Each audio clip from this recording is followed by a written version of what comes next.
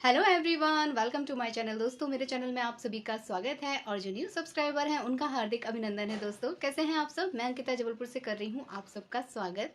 दोस्तों, ढेर सारी थैंक यू आप लोगों को इतनी प्यारी प्यारी विशेस देने के लिए, इतना सारा आशीर्वाद देने के लिए और मेरे स्पेशल डे को बहुत ही खास बनाने के लिए, बहुत ही प्रीशियस बनाने के लिए।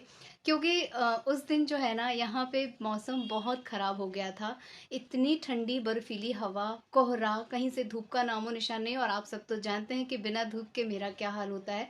ऊपर से मुझे थोड़ा सा अंदर से अनकंफर्टेबल लग रहा था, कुछ अजीब सा मुझे पेन सा हो रहा था, बुझा बुझा सा लग रहा था। और इसकी छुट्टी नहीं थी ना इसके पापा की, तो वर्किंग डे में हम कहीं बाहर भी नहीं जा सकते थे। और अच्छी तबीयत ना हो, मन अच्छा ना हो, तो आप कुछ सेलिब्रेट भी नहीं कर पाते हैं। सो बस यही फैमिली मेम्बर्स के साथ हमने केक कटिंग कर ली और भगवान जी का आशीर्वाद ले लिया, बड़े बुजुर्गों का आशीर्वाद ले लिया। और आशीर्वाद का तो भाई हम सब महत्व समझते हैं, हमें तो प्रतिदिन लेना चाहिए। और क्या ही बोलूँ मैं, अगर इस बारे में बात करना शुरू करूँगी ना, कि हम लोग एवरी डे अपने बड़ों के पैर छूते थे। चाहे हम दिन में 4 बार एक दूसरे से मिल रहे हैं, मगर जितनी बार मिलते थे उतनी बार हम पैर छूते थे, चरण स्पर्श करते थे। और समहाउ कई जगह ये बड़ा अजीब लगता है, बड़े अजीब फीलिंग आती है।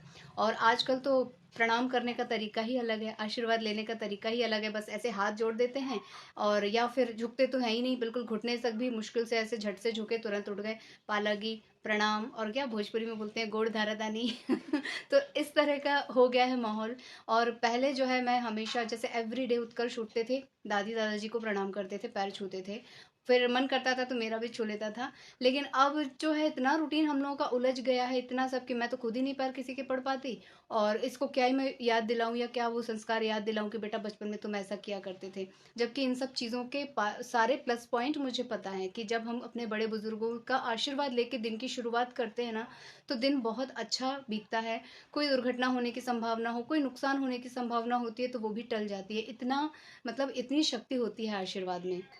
और हमारे यहाँ तो मानते हैं कि जो हमारे बड़े बुजुर्ग होते हैं, उन लोगों ने जितने भी अच्छे कर्म किए होते हैं, जितने भी पुण्य किए होते हैं, उन सब की जो एनर्जी उनके अंदर आती है, और हम जब उनका आशीर्वाद लेते हैं और अगर वो हमारे सर पे अपना हाथ रख दें, तो वो चीज़ सबसे ज़्यादा उत्तम मानी जाती है। यानी कि आपको वो एनर्जी मिल जाती है बड़ों की, और उस एनर्जी से आपका बहुत ज़्यादा भला होता है और दिन बहुत अच्छा गुजरता है। आप साल में 6 महीने में जब भी कभी वो आशीर्वाद लेते हैं, और बाकायदे पीठ पे हाथ फेर के या सर पे हाथ फेर के जब आपको आशीर्वाद मिले ना, वही सही आशीर्वाद होता है। और मैंने ऐसे भी कई लोग देखे हैं जो कहते हैं, ना ना ना ना, पैर नहीं छूना, पैर नहीं छूना, नहीं नहीं नहीं नहीं, लड़कियां पैर नहीं छूती, ये नहीं होता, वो नहीं होता।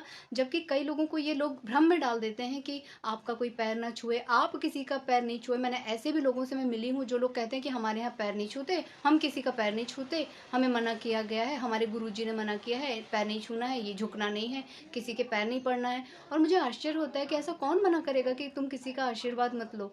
लोग तो हमेशा बोलते हैं कि बड़े बुजुर्गों का आशीर्वाद लो, माता पिता का आशीर्वाद लो। और अगर किसी बच्चे को कोई ये बोले कि तुम अपने माता पिता का आशीर्वाद ना लो, तो वो पक्का आपको भ्रमित कर रहा है। मैं तो यही मानती हूँ, क्योंकि मैंने खुद इतने कठिन कठिन एग्जाम्स दिए हैं, और उनको 1 अटेम्प्ट में अगर क्लियर किया है, तो मम्मी पापा के आशीर्वाद से ही किया है। ये बात मैं बहुत अच्छे से जानती हूँ।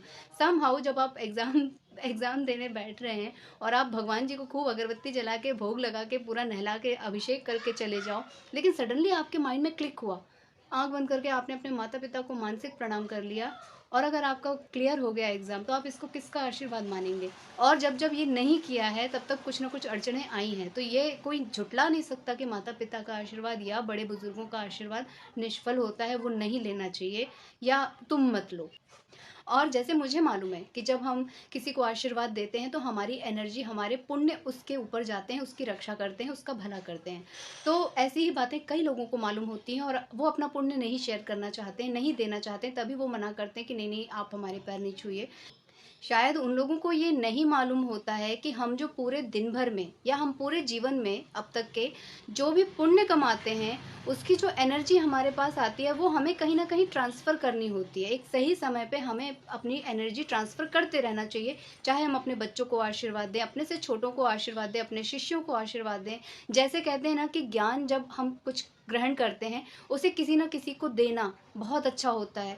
अपने मन में ज्ञान को समेट के रख लेना ही काफ़ी नहीं होता, उसे वितरित करना बहुत ज़रूरी होता है। और जितना उसका विस्तार होता है उतना ज़्यादा उसका ऑरा बढ़ता है, उतना ज़्यादा उसका फल मिलता है। वैसे ही जब हमारी जो एनर्जी होती है, पॉजिटिव एनर्जी होती है, हमारे सत्कर्मों की एनर्जी होती है, जब हम उसे किसी को देते हैं तब हमारे शरीर का ये बैलेंस बनता है दोस्तों। कहते हैं ना कि सत्कर्म और सारी चीजें होने के बाद रावण कितना बुद्धिमान था, उससे ज्यादा बड़ा वीर, दानी, बुद्धिमान, प्रकांड विद्वान कोई नहीं था संसार में। तो कहीं ना कहीं उसने अपनी एनर्जी जब नहीं दी तभी ना उसके ऊपर एक अजीब सा घमंड का भूत सवार हो गया और उसने अपना सर्वस्व नष्ट कर डाला घमंड के उसमें। ऐसे ही अपनी एनर्जी को, हमारी जो एनर्जी होती है, हमें देना चाहिए। जो लोग ये बोल के भ्रमित करते हैं ना कि नहीं नहीं किसी के पैर मत छुओ, किसी से पैर मत छुलाओ, मैंने तो ऐसे लोगों को भी देखा है जो अपने बच्चों के आस-पास, देखो बच्चों को नाकना नहीं चाहिए ये बात मैं जानती हूँ, बट अगर कोई बच्चा किसी बच्चे के साथ खेल रहा है और वो ऐसे उसके ऊपर चढ़ के बात भी करेगा छोटे बच्चे के, तो उसकी माँ मना कर देगी कि नहीं नहीं नहीं नहीं मेरे बच्चे का जो ऑरा है उसे तुम खराब कर रहे हो। ये सब नहीं होता है। बच्चों के अंदर तो वैसी कोई खास एनर्जी नहीं होती, बच्चे तो बहुत सुकोमल होते हैं, उनको तो हमें प्रोटेक्ट करना पड़ता है। जो नवजात शिशु होते हैं 5 साल 8 साल, माँ बाप उनकी एनर्जी उनको प्रोटेक्ट करती है, माँ बाप के सत्कर्म उनकी रक्षा करते हैं। ना तो बच्चों का भाग्य बच्चे खुद बनाते हैं, माँ बाप के सत्कर्म के हिसाब से उनका भविष्य उस समय तय होता है। और जब उनकी बुद्धि डेवलप हो जाती है, जब उनका ऑरा डेवलप हो जाता है, उस टाइम पे उनके कर्म इकट्ठे होते हैं और फिर वो अपने भविष्य के निर्माण में जाते हैं। तो ये काम भी माता पिता का होता है। तो ये तरह तरह की भ्रांतियां मैंने सुनी हैं। और मुझे ये क्यों याद आया, क्योंकि क्योंकि अब मैं नोटिस कर रही हूँ कि इधर बीच मैंने देखा है कि होली दिवाली अपने बड़ों का मैं पैर छूती हूँ, और बाकी तीज पे अपने पतिदेव का छूती हूँ, करवा चौथ पे अपने पतिदेव का छूती हूँ, बाकी दिन टाटा बाय बाय। लेकिन ऐसा नहीं होना चाहिए, हमें हर दिन आशीर्वाद लेना चाहिए। हालांकि मैं चाह के भी शायद इस चीज़ को अपने उसमें अभी शामिल नहीं कर पाऊंगी, कोशिश करूंगी कि मैं एवरीडे आशीर्वाद लूँ और पैर छू के आशीर्वाद लूँ। ये नहीं कि दूर से टाटा बाय बाय कर दिया। मैं तो सुबह हड़बड़ी में उठती हूँ तो सीधे जाके रसोई का मुंह देखती हूँ, चूल्हे का मुंह देखती हूँ, गैस पे ये चढ़ाना वो चढ़ाना, इसका टिफिन वो टिफिन, 6 बजे एकदम बस आ जाएगी। उस उधेड़ बुन में रहती हूँ, उस समय सारे लोग उठे भी नहीं रहते हैं। तो कहीं ना कहीं ये जो आजकल की हमारी जो ज़िंदगी हो गई है ना, इसकी वजह से हम सब पिछड़ते जा रहे हैं। लेकिन फिर भी चलो ठीक है, मॉर्निंग के टाइम में ये नहीं हुआ, मैं तो भगवान को ही हाथ जोड़ के बिस्तर से उठती हूँ, उसके बाद दोपहर में जब नहा धो लेती हूँ 12 बजे के आसपास, उसी टाइम पूजा करती हूँ। तो वैसे ही कोशिश करूँगी कि एवरीडे मैं इस चीज़ को शुरू करूं और उत्कर्ष से करवाऊं। और आप लोगों से भी रिक्वेस्ट करूंगी कि जो लोग इसके मतलब अच्छे परिणाम के बारे में जानते हैं, वो लोग भी अपनी रोज़मर्रा की ज़िंदगी में ज़रूर से शुरू कीजिए। एटलीस्ट अपने माता पिता का तो ज़रूर से कीजिए। मेरे माता पिता यहाँ मेरे पास नहीं है, लेकिन मेरे पति के माता पिता तो है ना, तो मैं उनका आशीर्वाद लूँगी। आशीर्वाद बहुत ज़रूरी होता है। आज आप लोगों को मैं ढेर सारा धन्यवाद कर रही हूँ, इतना प्यारा प्यारा आशीर्वाद देने के लिए, इतनी अच्छी शुभकामनाएं देने के लिए। मेरे इतने सारे बड़े लोग थे जिन लोगों ने हम दोनों कपल को बहुत ही अच्छा सा आशीर्वाद दिया है, और जो मेरे बराबर के लोग थे उन लोगों ने बहुत प्यारी प्यारी सी शुभकामनाएं दी और हमारे इस दिन को बहुत ही खास बना दिया। उसके लिए थैंक यू। इसी तरह अपना प्यार और आशीर्वाद मुझ पर हमेशा बनाए रखिएगा दोस्तों, हमेशा, ताकि मैं इसी तरह जीवन में आगे बढ़ती रहूँ और अच्छे अच्छे वीडियो आप लोगों के पास लेकर आऊँ, आप लोगों के साथ साझा करूँ।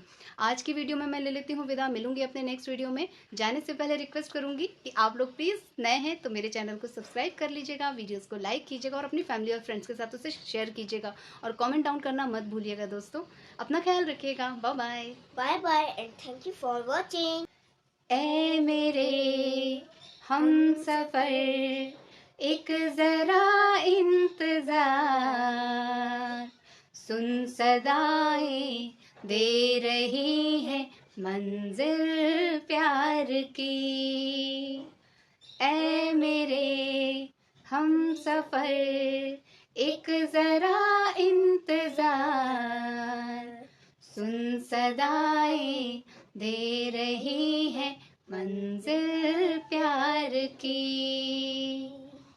अब है जुदाई का मौसम, दो पल का मेहमान, कैसे न जाएगा अंधेरा, क्यों न थमेगा तूफान, कैसे ना मिलेगी मंजिल